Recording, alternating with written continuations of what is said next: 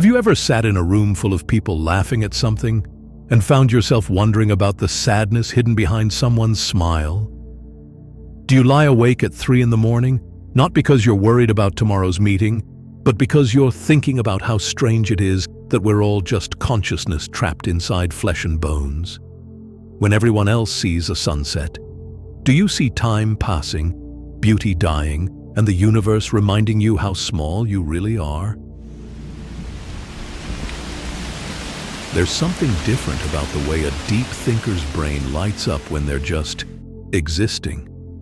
While most people's minds quiet down when they're not actively doing something, the deep thinker's brain keeps running. Scientists have discovered that people who think deeply have heightened activity in something called the default mode network.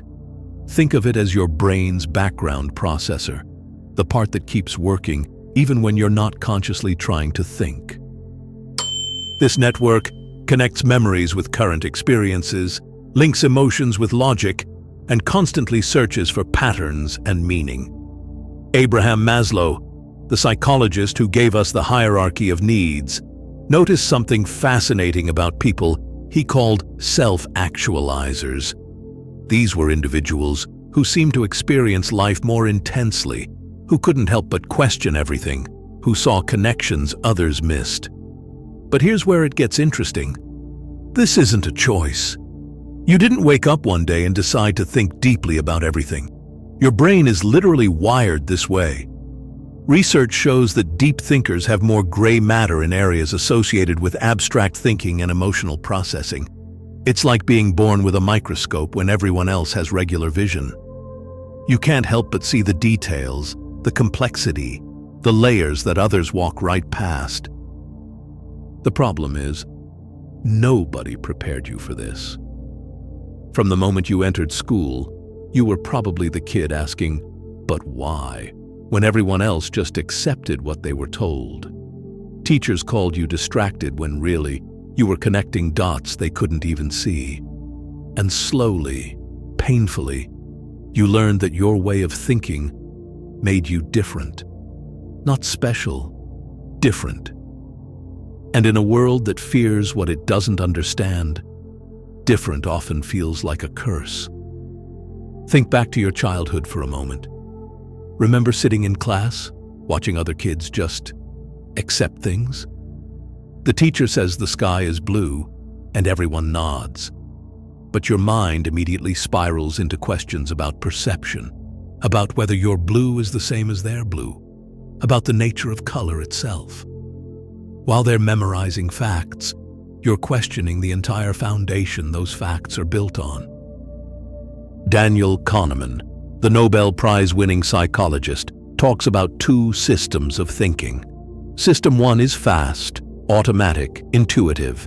System 2 is slow, deliberate, analytical. Most people live primarily in System 1, making quick decisions based on gut feelings.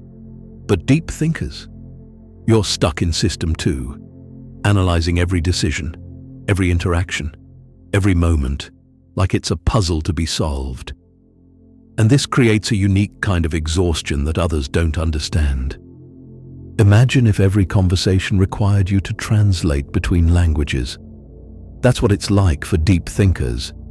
You're constantly translating your complex thoughts into simple words, filtering your observations so you don't overwhelm people, holding back insights because you've learned that most people don't want to go that deep. The weight of this becomes crushing over time.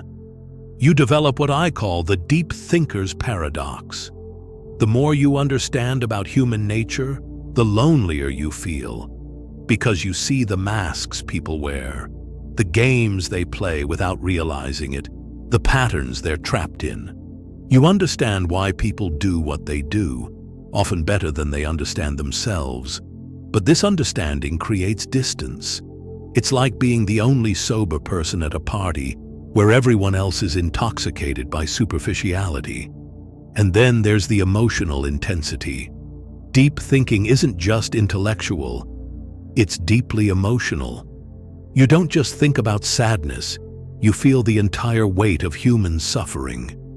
You don't just observe joy, You experience the bittersweet awareness that all joy is temporary. Every emotion comes with footnotes, with context, with an understanding of its place in the larger symphony of existence. Howard Gardner, who developed the theory of multiple intelligences, would say you have what he calls existential intelligence, the ability to ponder the deepest questions of human existence. But he never mentioned how heavy that intelligence feels, how it makes you question everything, including your own questioning, how it turns simple decisions into existential crises because you see the ripple effects of every choice spreading out into infinity. This is why small talk feels like torture for deep thinkers. When someone asks, "How are you?" your brain immediately processes 17 different ways to answer. The truthful but complicated answer about your existential state, the socially acceptable lie, the attempt at honesty that won't overwhelm them. And by the time you've analyzed all the options, you've already been silent too long, and now they think you're weird. So you say fine and die a little inside at the meaninglessness of it all. But here's what most people don't realize about deep thinkers, and what you might not even realize about yourself. This intensity, this depth, this constant analysis, it's not a bug in your programming. It's a feature.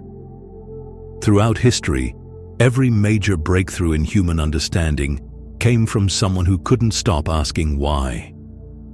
Every social revolution started with someone who saw through the accepted truth to the reality beneath. The psychologist Kazimierz Dabrowski had a theory called positive disintegration. He believed that some people are born with what he called over-excitabilities, intense reactions to stimuli that others barely notice. Emotional over-excitability means you feel everything more deeply. Intellectual over-excitability means your mind never stops searching for understanding. Dabrowski said, "These aren't disorders to be fixed. They're the raw materials for advanced development of personality." Think about it this way. While others are playing checkers with life, you're playing three-dimensional chess. Yes, it's more complicated. Yes, it takes more energy. But you also see moves and possibilities that checker players could never imagine. You understand that every action has reactions, that every person is fighting battles you can sense even when they hide them, that every moment contains infinite layers of meaning. This is why deep thinkers often become the unofficial therapists in their friend groups. People sense that you see more, understand more, feel more. They come to you with their problems because somehow you can hold space for complexity in a way that others can't. You don't offer simple solutions because you know there aren't any. Instead, you offer something rarer, genuine understanding. But this gift comes with a shadow. The more you understand others, the less understood you feel. It's like being a translator who speaks a language nobody else knows exists. Viktor Frankl, the psychiatrist and Holocaust survivor, wrote that those who have a why to live can bear with almost any how. Deep thinkers are constantly searching for that why, not because you're trying to be difficult, but because your brain literally cannot function without meaning. This search for meaning can feel like a burden when you're young, while others are content with surface-level goals: make money, be successful, have fun. You're asking what success even means, whether money equals happiness, what the point of fun is if we're all going to die anyway. These aren't depressing thoughts to you. They're necessary ones. You can't move forward without understanding why forward is the right direction. But here's where everything changes. The depth that feels like a burden, it's actually your superpower. While everyone else is living in a two-dimensional world, you have access to the third dimension. You can see the whole picture while they're looking at individual pixels. This isn't just useful, it's essential. Because the world's biggest problems require exactly the kind of deep, complex, nuanced thinking that comes naturally to you. Climate change isn't just an environmental issue. It's psychological, sociological, economic, spiritual.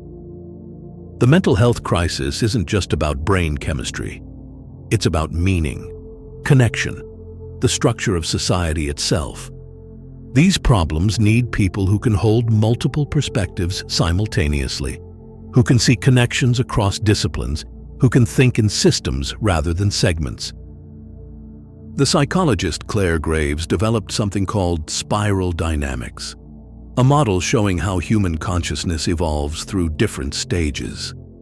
Most people think from one level at a time, but some people, the ones he called integral thinkers, can see from multiple levels simultaneously. That's you. That's what deep thinking really is. It's not just thinking more, it's thinking from a higher level of complexity. The loneliness you feel, it's not because there's something wrong with you. It's because you're a pioneer. Pioneers are always lonely because they're exploring territory that others haven't reached yet. You're not behind everyone else. You're ahead, waiting for them to catch up. And slowly, they are catching up. The world is becoming more complex whether people like it or not. Simple answers are failing. Black and white thinking is revealing its limitations. And suddenly, desperately, the world needs people who can think deeply, feel deeply, see deeply. Your sensitivity to nuance becomes essential navigation equipment in a world of complexity. Your ability to hold paradox becomes crucial when simple either-or thinking fails. But here's the real secret. Deep thinkers aren't just meant to think. You're meant to create bridges. Bridges between the depth and the surface, between complexity and simplicity. Your job isn't to live in the depths alone. It's to dive deep and bring back treasures that others can use. This is why so many deep thinkers become artists, writers, teachers, healers. These are the roles that let you translate depth into forms others can receive. You take the complex truths you see and make them accessible. And when you do this, something magical happens. The loneliness begins to lift. Not because you become less deep, but because you find ways to bring others into the depth with you.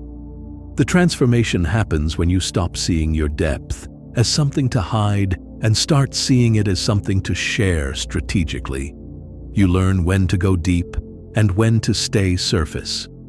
You learn how to translate your complex thoughts into simple metaphors that preserve the truth while making it digestible. These people who appreciate depth exist. They're looking for you just as much as you're looking for them. And when they meet you, when they encounter someone who can articulate what they've been feeling but couldn't name, it's like coming home. Depth attracts depth.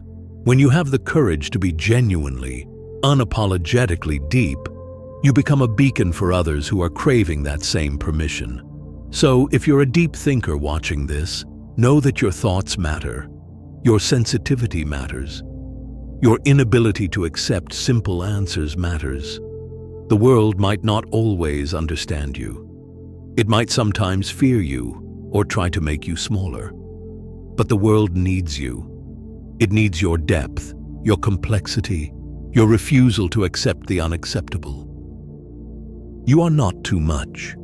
You are not too sensitive, too intense, too complicated. You are exactly what you need to be.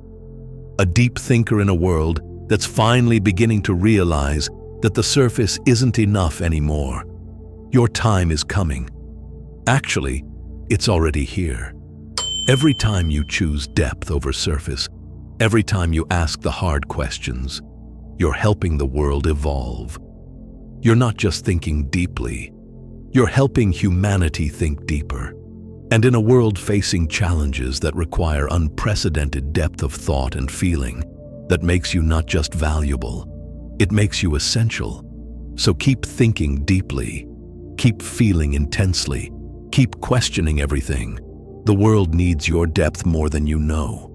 And one day, probably sooner than you think, the world will finally be ready for what you've been trying to share all along. The truth that depth isn't a burden. It's the path to everything that actually matters.